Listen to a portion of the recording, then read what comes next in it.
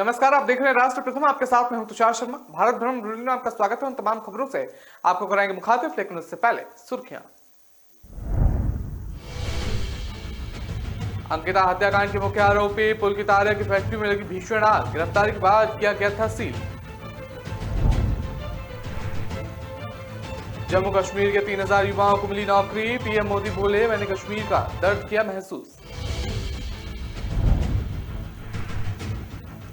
Uniform civil code पर पहली बार मायावती ने दी प्रतिक्रिया, बीजेपी का नाम लेकर किया बड़ा दावा।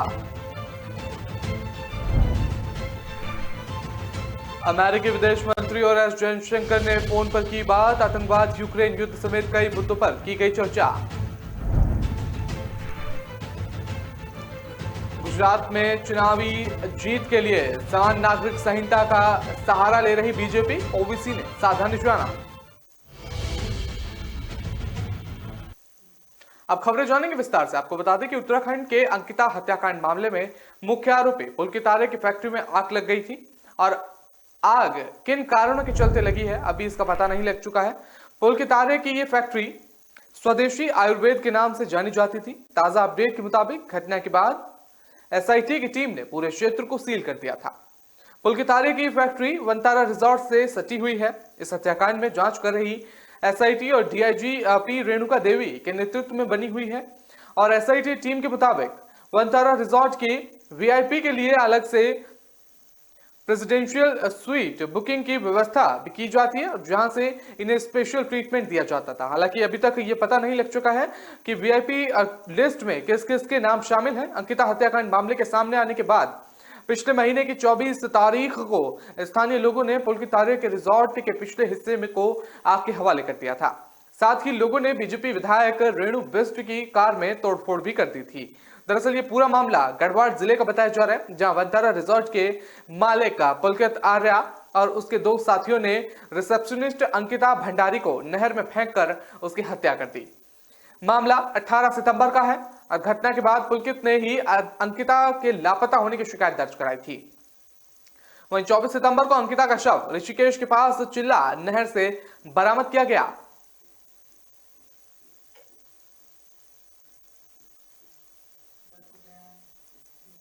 प्रधानमंत्री नरेंद्र मोदी ने वीडियो कॉन्फ्रेंसिंग के जरिए जम्मू कश्मीर रोजगार मेले को संबोधित किया। उन्होंने कहा कि आज जम्मू कश्मीर के होनहार नौजवानों के लिए बहुत महत्वपूर्ण दिन है। यहाँ 20 अलग अलग जगहों पर 3000 युवाओं को सरकार में काम करने के लिए नियुक्ति पत्र सौंपे जा रहे हैं। अपने संबोधन में प्रधानमंत्री नरेंद्र मोदी ने विपक्ष पर भी जमकर निशाना साधा। पीएम मोदी ने कहा कि आने वाले दिनों में दूसरे अन्य विभागों में भी 700 से ज्यादा नियुक्ति पत्र देने की तैयारी जोरों पर है। 21वीं सदी का ये दशक जम्मू कश्मीर के इतिहास का सबसे अहम दशक है। हमें नई सोच के साथ काम करना है। जम्मू कश्मीर अब नई व्यवस्था में निरंतर विकास को आगे बढ़ा रहा है। प्रदेश में 2019 से अब तक 30,000 सरकारी पदों पर भर्ती हुई है। इनमें से करीब 20,000 नौकरियां बीते साल में दी गई हैं। पीएम मोदी ने कहा, जम्मू कश्मीर में जिस तरह इंफ्रास्ट्रक्चर का विकास हो रहा है और कनेक्टिविटी बढ़ रही है, उसे टूरिज्म सेक्टर को भी मजबूत किया। यहाँ के लोगों ने हमेशा पारदर्शिता पर बल दिया और आज जो नौजवान सरकारी सेवाओं में आ रहे हैं, उन्हें पारदर्शिता को अपनी प्राथमिकता बनाना है।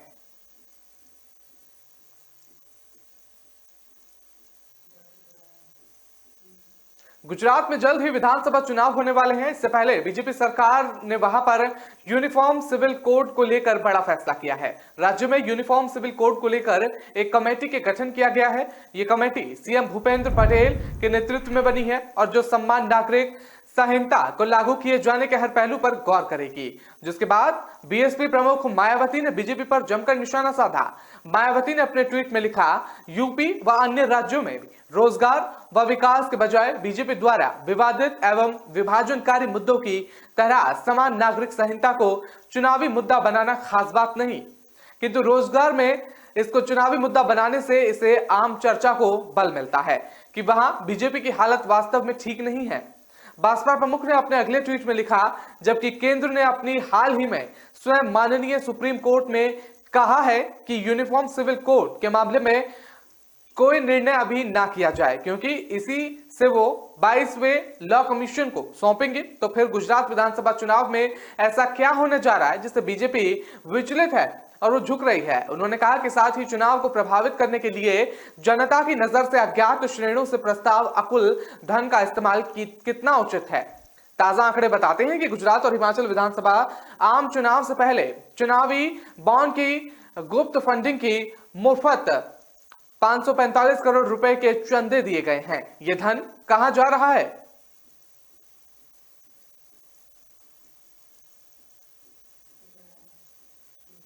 अमेरिका के विदेश मंत्री एंटनी और भारतीय विदेश मंत्री एस जयशंकर ने फोन पर बातचीत की है। दोनों ही विदेश मंत्रियों ने यूक्रेन में जारी युद्ध समेत आतंकवाद के खिलाफ लड़ाई और अन्य श्रेणियों और वैश्विक मुद्दों पर भी चर्चा की। अमेरिकी विदेश मंत्रालय के प्रवक्ता नेड ने दोनों नेताओं के बीच हुई बातचीत के बारे में बताया। उन्होंने कहा कि ब्लिंकन और जयशंकर ने क्षेत्रीय और वैश्विक मुद्दों पर भी चर्चा की, जिसमें आतंकवाद विरोधी सहयोग और यूक्रेन के खिलाफ रूस की निरंतर अकारात्मकता का मुद्दा भी शामिल रहा।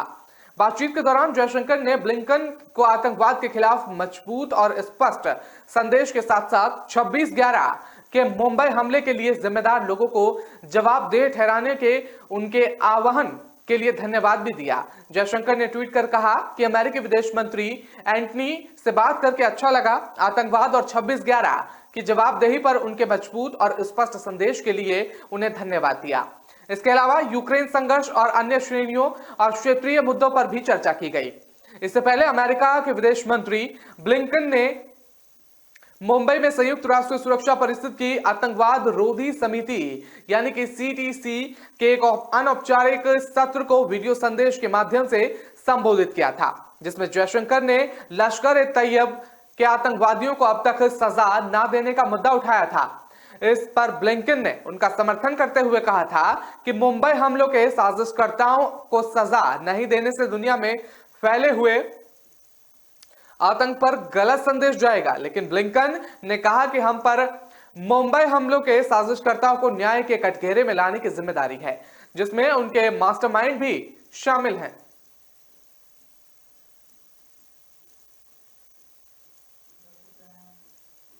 गुजरात में किसी भी दिन आगामी विधानसभा चुनाव की तारीखों का ऐलान हो सकता है। चुनाव से पहले सभी राजनीतिक पार्टियां जोरों शोरों से तैयारियों में जुट गई हैं। इसी के साथ गुजरात में राजनीतिक सरगर्मियां भी तेज हो गई हैं। इसी बीच गुजरात के मुख्यमंत्री भूपेंद्र पटेल ने राज्य में समान नागरिक संहिता के क्रियान्वयन के विभिन्न पहलुओं का अध्ययन करने के लिए एक समिति गठित की है। राज्य सरकार के इस फैसले से कांग्रेस समेत तमाम पार्टियां बीजेपी पर हमलावर हैं और ऑल इंडिया मजलिस-ए-इत्तेहादुल मुस्लिमीन यानी कि AIMIM के अध्यक्ष असदुद्दीन ओवैसी ने कहा कि बीजेपी गुजरात विधानसभा चुनाव में वोट हासिल करने और अपने हिंदुत्व के एजेंडे को आगे बढ़ाने के लिए समान नागरिक संहिता का मुद्दा उठा रही है। ओवैसी ने बनासकांठा जिले के वाडगाम में एक चुनावी रैली को संबोधित करते हुए कहा कि बीजेपी गुजरात विधानसभा चुनाव में वोट हासिल करने और अपने हिंदुत्व के एजेंडे को आगे बढ़ाने के लिए समान नागरिक संहिता का मुद्दा उठा रही है। चुनाव नजदीक आते ही ऐसे मुद्दे उठाना बीजेपी की पुरानी आदतों में शामिल है।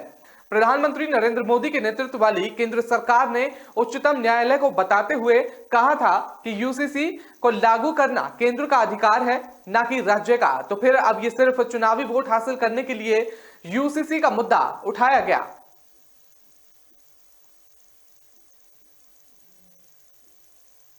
फिलहाल वक्त तो चला एक छोटे से ब्रेक का। खबरों का सिलसिला लगातार जारी रहेगा।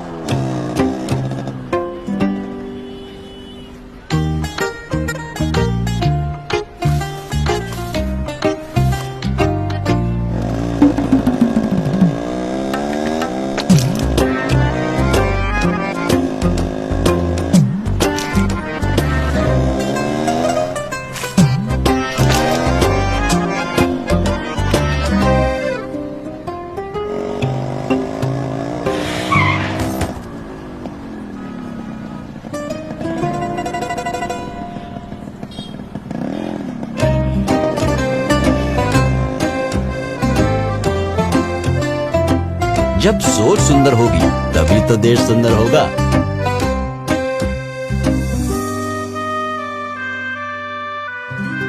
JSW Paints, think beautiful।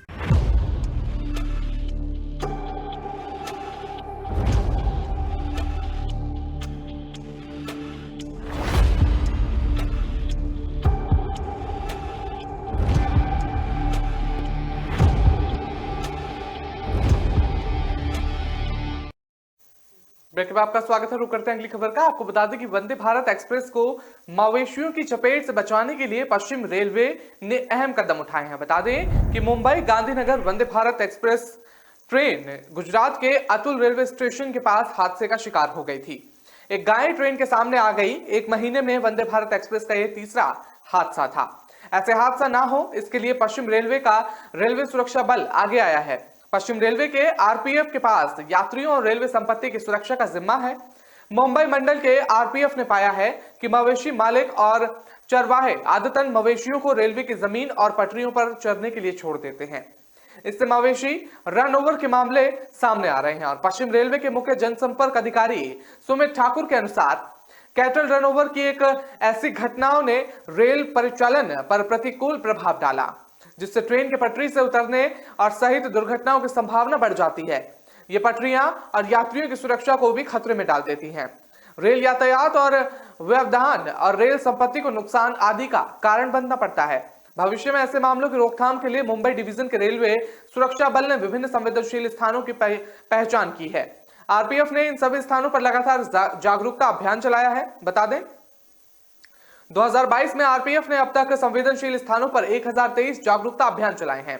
इसके अलावा आरपीएफ ने रेलवे ट्रैक के आसपास के सभी गांवों के सरपंचों के साथ बैठक की है। इस साल 50 से ज्यादा ऐसी बैठकें हो चुकी हैं और लगातार यात्रियों को और साथ ही मवेशियों को भी इसमें जो चपेट में आते हैं वो लगातार इसको भी जागरूक करने की लगातार कोशिश की जा रही है।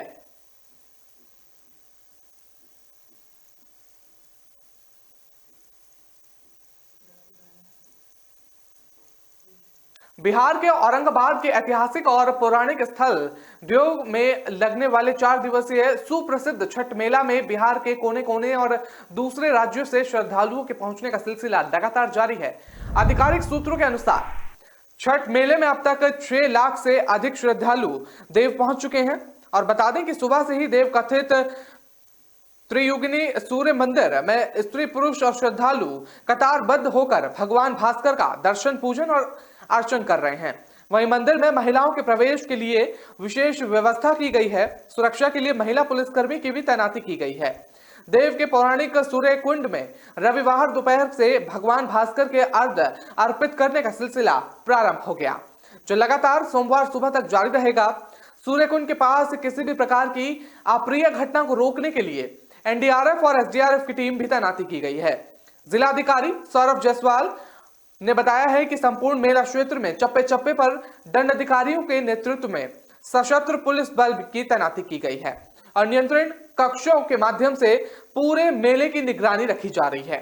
गौरतलब है कि देव का अत्यंत प्राचीन सूर्य मंदिर वास्तुकला का अप्रतिम उदाहरण है। यह देश के करोड़ों श्रद्धालुओं की अटूट आस्था का भी प्रतीक है। लोक मान्यता है कि यहाँ छठ व्रत करने से मनोवांछित कामनाओं की पूर्ण होती हैं और इस अवसर पर भगवान भास्कर की साक्षात उपस्थिति की रोमांचक अभूतपूर्ति होती है। इसी बीच शनिवार देर शाम प्रदेश के राजस्व और भूमि सुधार मंत्री आलोक मेहता ने देव छठ मेला का औपचारिक उद्घाटन किया और कहा कि इस ऐतिहासिक और पौराणिक स्थल को पर्यटन के राष्ट्रीय मानचित्र पर सुस्थापित किया जाएगा।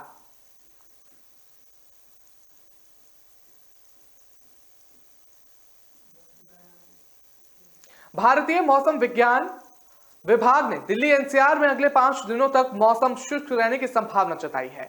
इसी दौरान दिल्ली में अधिकतम तापमान 31 से 32 डिग्री सेल्सियस और न्यूनतम तापमान 14 से 15 डिग्री सेल्सियस तक रह सकता है। वहीं सर्दी में बढ़ोतरी होगी। साथ ही सुबह में कोहरा और धुंधी भी छाने की संभावना जताई गई है।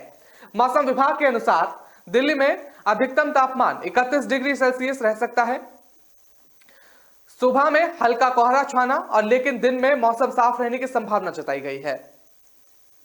इससे पहले शनिवार को दिल्ली में कई दिनों के बाद न्यूनतम तापमान 15 डिग्री सेल्सियस के ऊपर दर्ज किया गया। मौसम विभाग के मुताबिक न्यूनतम तापमान सामान्य से बराबर 15.6 डिग्री सेल्सियस रहा। दिन में हल्की धुंध छाई रही और हल्की धूप भी निकली। नोएडा और गुरुग्राम में भी मौसम जैसे ही दिल्ली जैसा रहा। दिल्ली एनसीआर में वायु प्रदूषण से बुरा हाल है। हवा की गुणवत्ता लगातार खराब हो रही है। केंद्रीय प्रदूषण नियंत्रण बोर्ड के अनुसार रविवार की सुबह दिल्ली के आईटीओ में वायु गुणवत्ता सूचकांक बहुत खराब श्रेणी में दर्ज की गई। 375 यहाँ की श्रेणी जो है वो दर्ज की गई है। वहीं दिल्ली के आनंद विहार में AQI गंभीर श्रेणी में 470 रिकॉर्ड किया गया।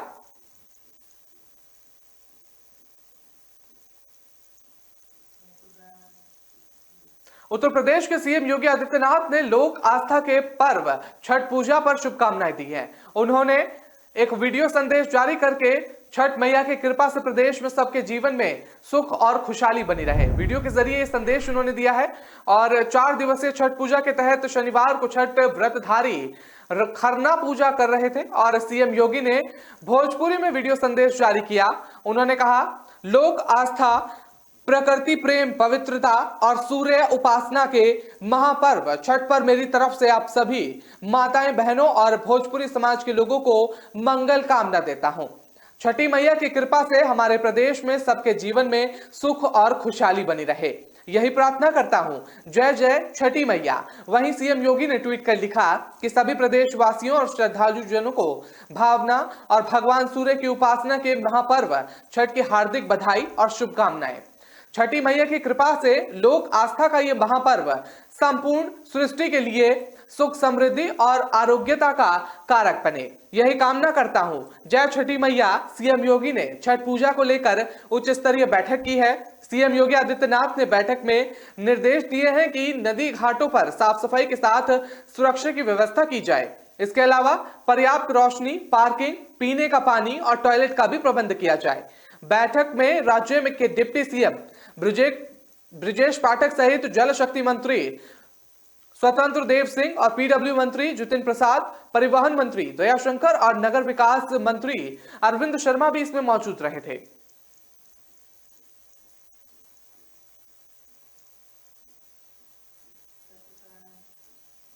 उत्तर प्रदेश के माऊ जिले में मदरसों के सर्वे का काम पूरा कर लिया गया है।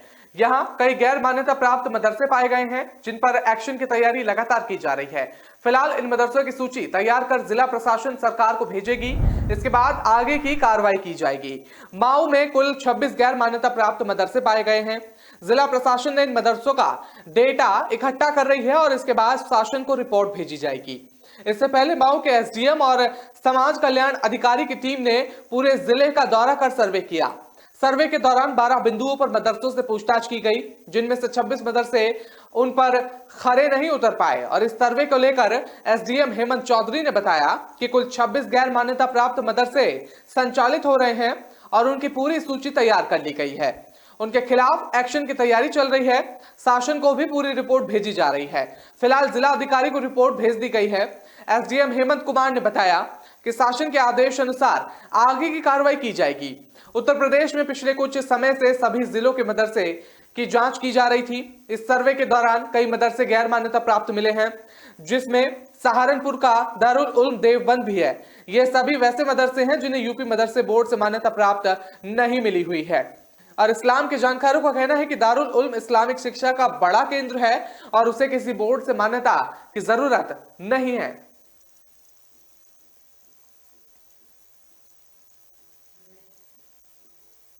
फिलहाल वक्त तो चला एक छोटे से ब्रेक का। खबरों का सिलसिला लगातार जारी रहेगा।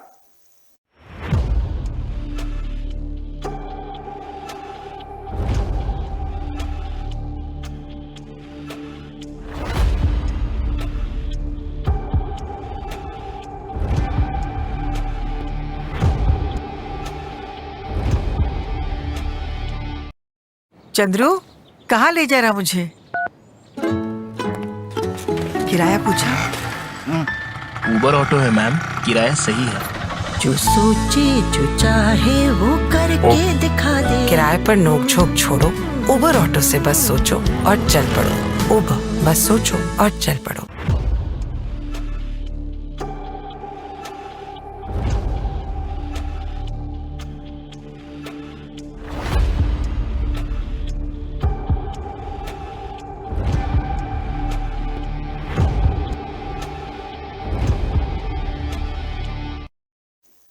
ब्रेक में आपका स्वागत है। रुक करते हैं अगली खबर का। आपको बता दें कि हेड स्पीच मामले में समाजवादी पार्टी के दिग्गज नेता और रामपुर से विधायक आजम खान को कोर्ट ने 3 साल की सजा सुनाई है और साथ ही 25,000 का जुर्माना भी लगाया है।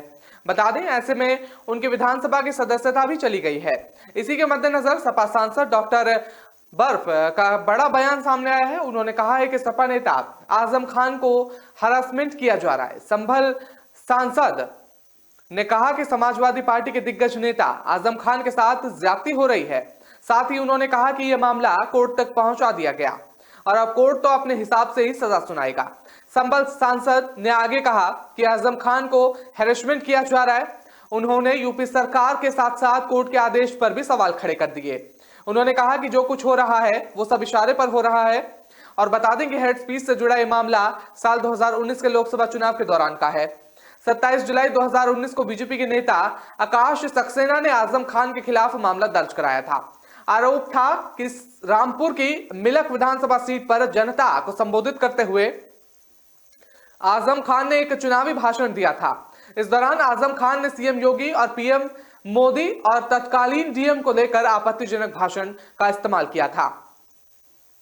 3 साल बाद 27 अक्टूबर 2022 को इसी मामले में रामपुर की एमपी एमएलए कोर्ट ने सुनवाई के बाद आजम खान को दोषी करार दिया और सजा का भी ऐलान कर दिया।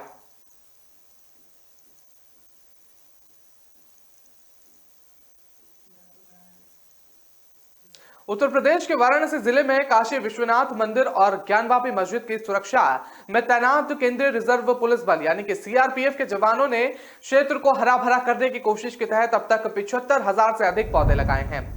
वाराणसी स्थित सीआरपीएफ की 95 बटालियन के कमांडेंट अनिल कुमार वृक्ष कहते हैं। बता दें कि हमारे जवान विभिन्न सामाजिक संगठनों और सरकारी विभागों के सहयोग से मंदिर, शहर के पार्कों, मठों और संस्थानों और स्कूलों में वृक्षारोपण का काम कर रहे हैं। अधिकारी ने बताया कि वाराणसी में अर्धसैनिक बल के जवानों द्वारा 2019 में पौधारोपण का कार्य शुरू किया गया था और ये अभी लगातार जारी है। कमांडेंट ने कहा कि अब तक जिले में करीब 75,000 पौधे रोप जा चुके हैं और उन्होंने बताया है कि सीआरपीएफ के जवान पौधारोपण के साथ साथ आम जनता को भी पर्यावरण की रक्षा करने और उसे बढ़ावा देने की शपथ दिलाते हैं। वृक्ष ने कहा कि समाज को जागरूक किए बिना पर्यावरण को संरक्षित नहीं किया जा सकता। मुख्य रूप से देश की युवा पीढ़ी और बच्चों को पर्यावरण संरक्षण के लिए जागरूक करना जरूरी है। हमें देश के बच्चों में पर्यावरण संरक्षण की आदत डालनी होगी और उन्हें पर्यावरण के महत्व के बारे में बताना होगा। तभी आने वाली पीढ़ी और अपने दायित्व को समझ पाएगी और पौधों को लगाने से ज्यादा महत्वपूर्ण कार्य उनकी देखभाल और संरक्षण करना है। हमारा प्रयास रहता है कि जितने पौधे लगाए जा रहे हैं उनमें से अगर 50% पौधे भी बच जाते हैं तो ये एक हमारे लिए बड़ी उपलब्धि साबित होगी।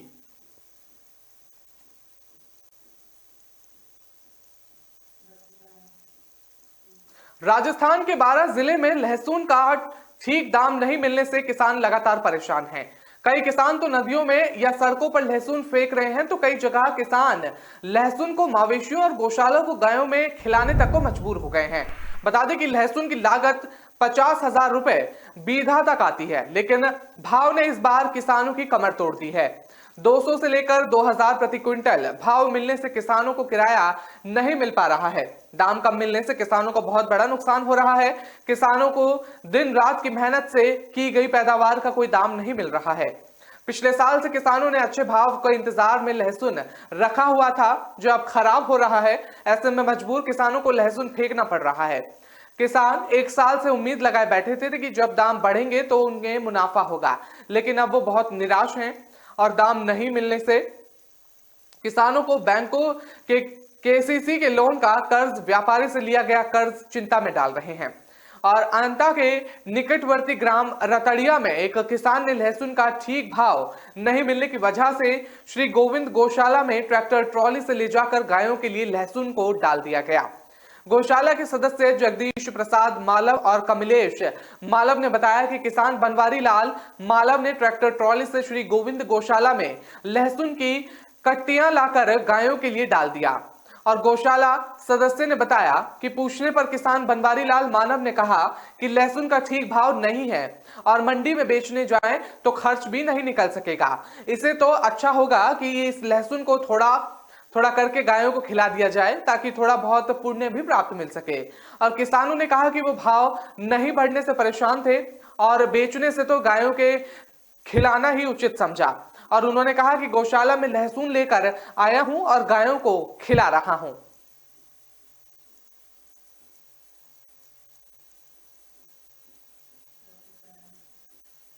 राजस्थान के भरतपुर जिले के हलोना थाना क्षेत्र में दीपावली की खुशियां मनाने के लिए एक युवक को पटाखा चलाना भारी पड़ गया। युवक अपने साथियों के साथ सुतली बम बर्तन के नीचे रखकर चला रहा था। कुछ साथी युवक का वीडियो भी बना रहे थे। युवक ने स्टील के गिलास के नीचे रखकर बम को चलाया तो बम की आवाज के साथ ही अचानक स्टील का गिलास फटकर युवक की जांघ पर जाकर लगा। जांघ पर स्टील के गिलास के लगने से युवक वहीं गिर गया और युवक के शरीर से काफी खून भी निकला और घायल युवक को परिजन अस्पताल लेकर पहुंचे, लेकिन युवक की हालत गंभीर होने पर युवक को जयपुर के लिए रेफर कर दिया गया। वहीं घायल युवक ने जयपुर ले जाते समय रास्ते में ही दम तोड़ दिया।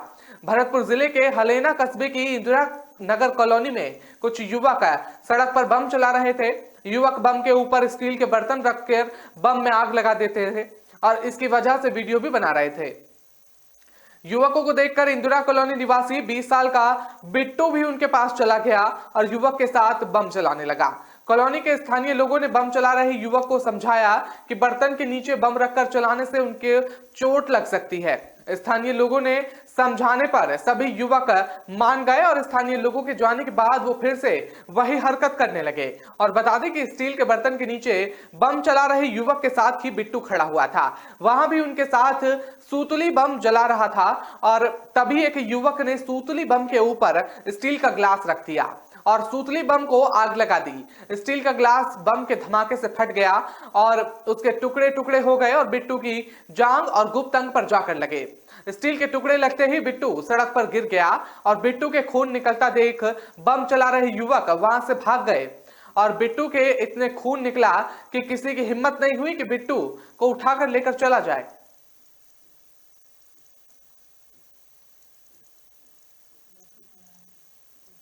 राजस्थान के सीएम अशोक गहलोत की सरकार भले ही कई भर्तियां को लेकर विवाद में रही, लेकिन कई भर्तियां ऐसी भी हैं जिसमें युवाओं को रोजगार मिला है। अब ये सरकार का आखिरी साल है और ये कह सकते हैं कि सरकार का ये चुनावी साल है। आगामी कुछ महीनों में कई भर्तियां निकालने वाली है। इसमें कुछ भर्तियों की विज्ञापित जारी भी कर चुकी है और कुछ ही जल्द जारी भी होंगे। अगर बेरोजगार कमर कसकर तैयारी कर लें तो उन्हें सरकारी नौकरी की सौगात मिल जाएगी। सरकारी परीक्षाओं की उदयपुर में निशुल्क कोचिंग देने वाले सरकारी स्कूल के प्रिंसिपल संजय लूणावत और शिक्षक सुखराम वसूनिया ने बताया कि कौन सी भर्तियां पिछले 4 साल में हुई और कौन सी आगामी महीने में होने वाली हैं। संजय लूणावत और सुखराम वसूनिया ने बताया कि आने वाले 2-4 महीने बेरोजगारों को मेहनत करने में जुटा जाना होगा। और बता दें कि राज्य सरकार की ओर से सीईटी यानी कि कॉमन एलिजिबिलिटी टेस्ट लेवल 1 जो कि सीनियर सेकेंडरी लेवल का होगा, जिसमें वनपाल, छात्रावास अध्यक्ष, एलसीडी, कनिष्ठ सहायक, जमादार ग्रेड सेकंड शामिल हैं। लेवल 2 स्नातक स्तर का होगा, जिसमें प्लाटून कमांडर, जिलेदार और पटवारी, कनिष्ठ लेखाकार, तहसील राजस्व लेखाकार, महिला अधिवक्ता, प्रवेश उप जेलर, छात्रावास अध्यक्ष ग्रेड सेकंड के लिए परीक्षा जनवरी में प्रस्तावित है और इसे क्लियर करने पर अभ्यर्थी एक साथ कई विभागों में पदों की मुख्य परीक्षा के लिए पात्र होगा। बता दें कि कॉलेज व्याख्याता के लिए राज्य स्तरीय पत्रिका और पात्रता परीक्षा सेट भी प्रभावित है। बता दें कि स्थानीय अभ्यर्थियों के लिए परीक्षा तुलनात्मक रूप से कंफर्टेबल और फेवरेबल रहेगी। और बता दें वहीं बीएड किए हुए बेरोजगारों के लिए विद्या संबलन योजना 1 नवंबर से प्रारंभ हो रही है।